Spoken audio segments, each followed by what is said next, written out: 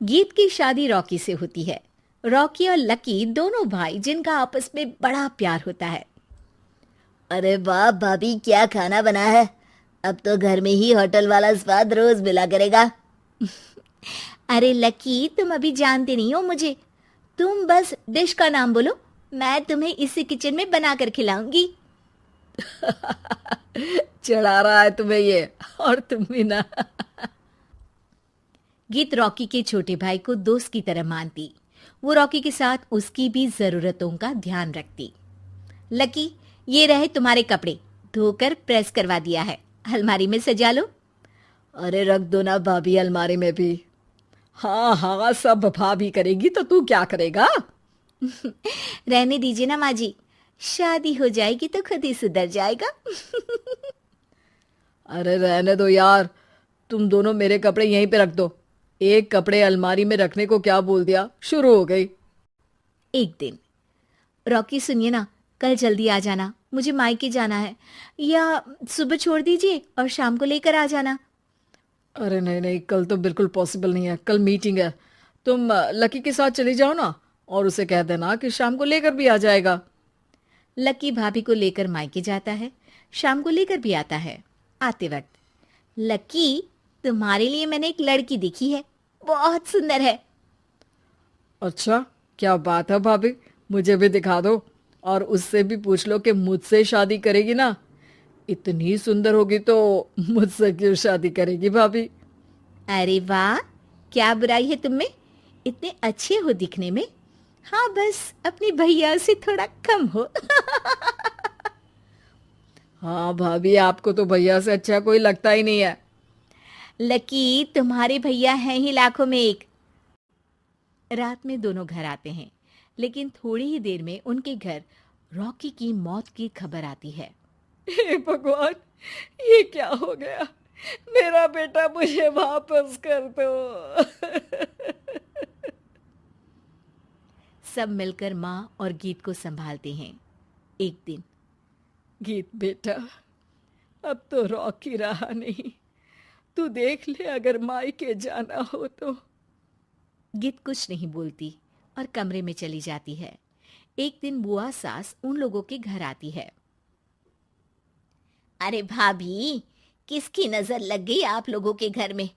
मुझे तो लगता है कि इस लड़की के ही पैर ठीक नहीं है, तभी तो आते ही हमारे घर का चिराग खा गई। बुआ सास की बात सुनकर गीत को रोना आ जाता है। वो अपने कमरे में जाकर जोर जोर से रोने लगती है।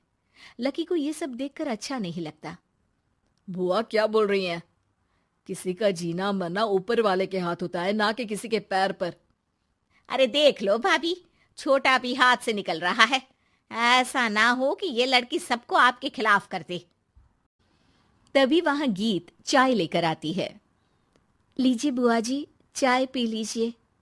बुआ तो घर से चली जाती है, लेकिन सास के मन में गीत को लेकर नेगेटिव विचार भर जाते हैं। अब देख गीता, बहुत हुआ, यहाँ रहकर भी कुछ नहीं होगा। अच्छा होगा कि अपने मम्मी पापा को बोल के तुझे यहाँ से लेकर जाए।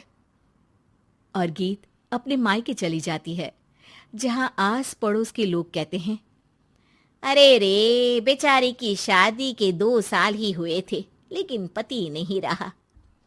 सास ने भी घर से निकाल दिया। देखो भाई भाभी कब तक साथ रखते हैं। और शादी करा देनी चाहिए इसकी, तो उम्र ही क्या है इसकी। हाँ, लेकिन करेगा कौन? एक तो शादीशुदा, ऊपर से कलंक पति की मौत का। तभी वहां लकी आ जाता है और वो पड़ोसियों की बात सुन लेता है। लकी, तुम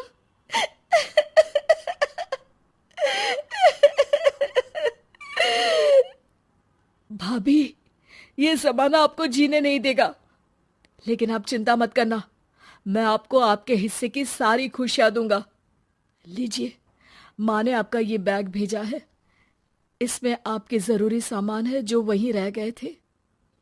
लकी देखता है कि गीत को ससुराल से लेकर मायके तक हर जगह सिर्फ ताने ही सुनने पड़ते हैं। वो सीधे अपनी माँ के पास जाता है। माँ, एक बात सुनो, ये कहाँ का न्याय है। एक लड़की जो छोटी सी उम्र में अपना पति खो चुकी है, वो अब दुनिया के ताने भी झेल रही है। यार, ये तो गलत है ना माँ। हमें भाभी का सपोर्ट करना चाहिए। क्या भैया होते तो भाभी को ऐसा देखकर दुखी नहीं होते? अरे देख लकी, ये समाज ऐसा ही है। और भैया होते तो गीत की ये हालत होती ही नहीं। बिना पति के औरत को तो ये सब झेलना ही पड़ता है। लेकिन कोई तो जरिया होगा ना माँ। भाभी भी हमारे परिवार का हिस्सा है, हम कुछ तो कर सकते हैं ना उनके लिए। हिस्सा है नहीं, हिस्सा थी। और अब तू ज्यादा ना भाभी भाभी करना बंद कर दे, समझा? कुछ दिन ऐसे ही बीतते हैं और एक दिन लकी देखता है कि गीत उसके ही कॉलेज में पढ़ने आई है। अरे भाभी, आप यहाँ कॉलेज में कैसे? लकी, मैंने पढ़ने का निर्णय लिया है। शादी के कारण मेरी पढ़ाई को बीच में ही रोक दिया गया था, पर अब जब कुछ नहीं बचा तो मैंने सोचा पढ़ाई में ही मन लगाऊं। अरे आपने बिल्कुल सही सोचा भाभी। किसी भी तरह की कोई भी जरूरत हो तो प्लीज बिना किसी हिचक के बताना, मैं हूं आपकी मदद के लिए। लेकिन कहते हैं ना, गीत की जिंदगी में सब कुछ बहुत दिनों के लिए ठीक नहीं रहा। और एक दिन क्लास में, अरे ये विधवा है, इसकी तो शादी हो चुकी है। क्या बात कर रहे हो? हमारे साथ तो बैठकर ऐसे पढ़ाई करती है जैसे बच्ची हो। अरे बच्ची नहीं, बहुत शातिर है ये। किसी को नहीं बताया कि ये शादीशुदा है, वरना हम इसे आंटी आंटी कहकर पुकारते ना। अरे अब तो पता चल गया ना, आंटी जी। Aunty aunty. फिर क्या, सभी गीत को आंटी बोलकर चिढ़ाने लगते हैं।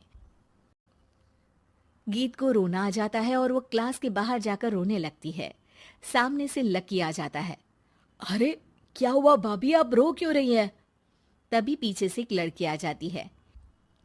हे हैंडसम, इस औरत से ना दूर रहना, इसके प्यार में मत पड़ जाना, क्योंकि ये शादीशुदा है। हमारे साथ झूठ बोलकर हम जैसे ही रह रही थी। हाँ तो क्या गलत है? सही उम्र में तुम्हारे माता पिता तुम्हारी पढ़ाई छुड़वा देते तो आज तुम भी शादीशुदा ही होती ना। और इनका पति नहीं रहा, उसमें इनका क्या कसूर? अरे कोई अपने जीवन को नई शुरुआत दे रहा है तो तुम लोगों को क्यों मिर्ची लग रही है? अरे तुझे बड़ी दया आ रही है, कर लेना तू शादी। लकी तब तो कुछ नहीं बोलता, लेकिन ये बात उसके मन में घर कर जाती है। और फिर एक दिन, माँ, मैं गीत से शादी करना चाहता हूँ। अरे क्या बक रहा है बेटा, तेरा भाई तो खा गई वो, अब मैं अपना दूसरा लड़का नहीं खो सकती। नहीं माँ, मैं गीत को यूं परेशान नहीं देख सकता। उसका कॉलेज में भी लोगों ने जीना मुहाल कर रखा है। मैं उनसे शादी कर उन्हें फिर से इस घर की बहू बनाऊंगा। तुम मानती हो तो ठीक है, नहीं तो मैं घर छोड़कर चला जाऊंगा। अरे मुझे मंजूर है बेटा। लकी माँ के साथ गीत के घर जाता है और उसका हाथ मांगता है। घर वाले मान जाते हैं। थोड़े से इनकार के बाद गीत भी लकी से शादी करने को मान जाती है।